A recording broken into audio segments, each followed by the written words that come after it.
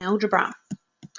I'm going to just choose a new document here. I'm going to clear all my other work off. Okay, so when you're starting with CAS, you are starting with adding and subtracting algebraic expressions. You just need to use your calculator function. So very, very basic, clear screen there. Adding and subtracting algebraic expressions is pretty straightforward. You type in what you need, you press the operation, the plus minus, then you type in the other term, and you hit enter. However, CAS is not very smart. If you type in AB equaling 5 and you hit enter, then you type in BA, you hit enter, it just says BA. It doesn't recognise that AB is the same as BA. But then if I did A times B equaling 5 and hit enter, then I typed in B times A, it would give me A times B. Pretty stupid. I don't make the rules though. So anytime you need to put in a pronumeral or a letter, you need to put a multiplication sign between them so that it recognises that XYZ is the same as ZYX. All right, I'm going to clear that away. Just going to clear your screen. Just so we're back at the beginning again.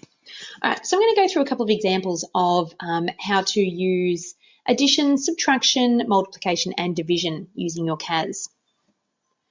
Now, my first example is on page 43 of your text. It is to simplify 3my minus 7m plus 2 plus 3m. At the end of the day, you can't rely 100% on CAS. If your battery dies during an assessment, you still need to know how to do this by hand. And a lot of the time, it's even quicker to do this by hand than it is to type it into your CAS. Once you get more confidence with you using your CAS, you won't even think about what buttons you're pressing. You're just typing automatically. Now, I'm going to start with 3 times m times y. Now, I've put this multiplication sign in between both my coefficient, so that's the number at the start, and each of my pronumerals or my letters. This shows me that the m is different to the y, and any other time I see an m, it's the same m. But if I'd taken that multiplication sign out, my would be completely different to m times y. Again, I don't make the rules. This is CAS's thing. So my second operation is subtraction, and my second term is 7 times m. Then I, just following through the expression, add 2 and then add 3 times m. Now going through these, 3my. Now there's no other y, so I know that that 3my is going to stay the same. Negative 7m plus 3m. So I know off the top of my head I'm going to end up with negative 4m, but we need to check. And the 2, this constant on the end, won't have any other friends, so it stays as 2. All right, hitting enter. So I've got, as I predicted, 3my minus 4m plus 2. So this is how you add and you subtract. It doesn't vary in what you do between addition and subtraction. You just use a plus or a minus. So moving on to multiplying algebraic expressions. So we need to simplify 5pq multiplied by negative 3pqr. Now the way to do this, I'm on the bottom of page 44. I would type in 5 multiplied by p by q multiplied by negative 3, so I'm using my negative sign, not my minus, my negative. So negative 3 times, is it QR? No, it's PR. P times R. Now I know that 5 times negative 3 is negative 15. P times P is P squared. And then I've got Q and I've got R. Now, I could do it easily by hand, but we're still learning how to use our CAS. Get to the end of that and we hit enter. So I end up with negative 15 times p squared times q times r. I'm going to show you what happens if I leave it and don't put the multiplications in the middle of it all. So 5pq times negative 3q, oops, I've got to put in the proper negative sign. It doesn't like that there. Negative 3. On my keyboard, the subtraction and negative are the same button, and unfortunately the CAS won't recognise my negative button as being a negative button. PR, let's hit enter. So it's kept PQ and PR as separate terms or separate pronumerals within this expression. So remember, put a multiplication sign between each of your coefficients and pronumerals. Now the last one, which is a little bit trickier, is our division.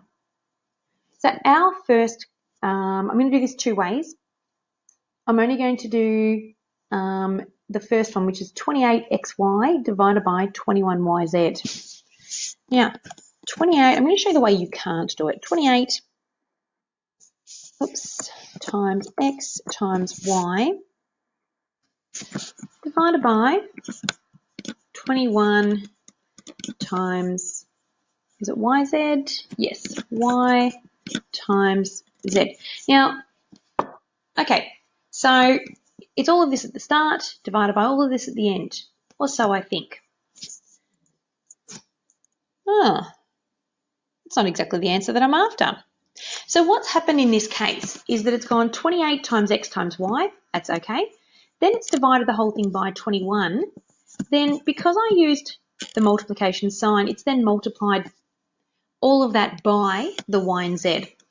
So the correct method to do is one of two ways. We can either do 28 times x times y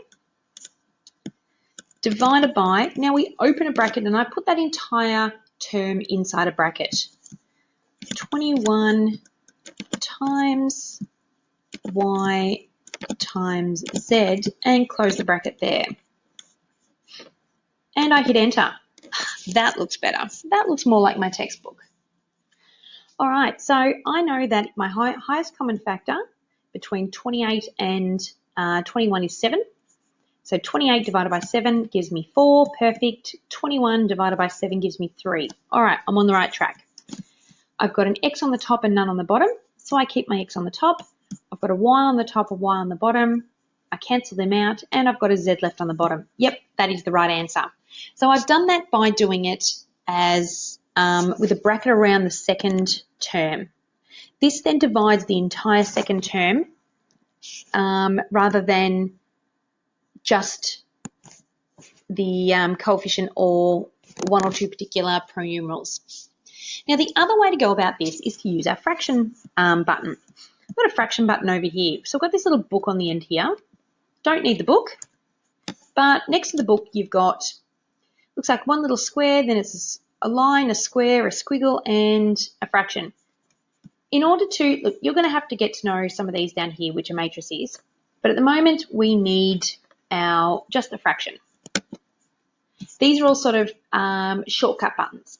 So I've got top line of the fraction, bottom line of the fraction, and what I do is I type in my expression on the top, my term on the top, 28 times x times y. Then I use my down arrow to get to my bottom line, and I type in 21 times y times z. This gives me exactly the same thing as to what's on the top. All right, and then I hit enter. And I get exactly the same answer as what was in the previous question. So it's completely up to you which way you do it. You can either do it as a decimal sign with the bracket on the second term, or you can do it as a fraction. The questions will be asked both ways, but so long as you can identify that they are both the same question, it's completely up to you which method you use. So I'll be moving on to 2.2 next, which is expanding and simplifying algebraic expressions. Thanks.